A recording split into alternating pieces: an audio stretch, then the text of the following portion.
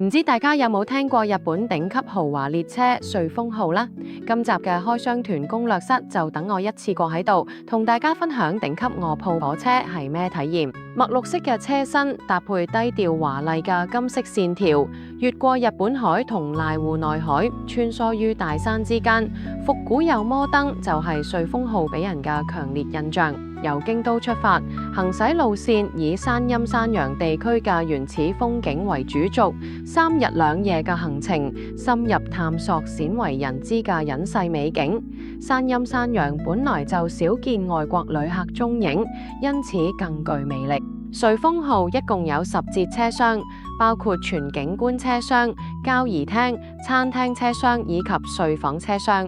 每次最多只係接待28位貴賓，以專注呈現最純粹嘅鐵道風景，為旅客提供體貼入微嘅服務。餐飲同樣係賣點之一，由日本知名美食專欄作家門上武司先生擔任指導，並邀請多家米芝蓮嘅名店參與，包括京都料理名店谷乃井同法式名店夏之咩。每一道料理皆嚴選當季食材，等味蕾隨住列車前進同窗外流轉嘅風景一同旅行。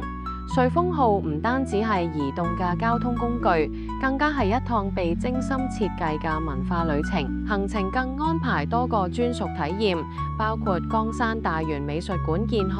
喺日本神話起源地欣賞出雲神樂表演，以及鳥取沙丘嘅散策。除此之外，我哋更加搭配多晚頂級住宿同豐富延伸體驗，包括8國高峰會議嘅會場、自摸觀光 Bay Suite、京都威斯汀同大阪瑞吉酒店。而精彩行程包括英魚灣遊船、世界著名 Mikimoto 珍珠島、御在所纜車、谷正宗酒造資料館等，完整演繹日本嘅自然、人民同奢華風貌。8天瑞豐號列車旅行團選乘國泰航空，將會喺6月14號成團出發，名額有限，快啲上網或 WhatsApp 3443000報名，仲要記得留言讚好同埋分享俾身邊想去旅行嘅朋友。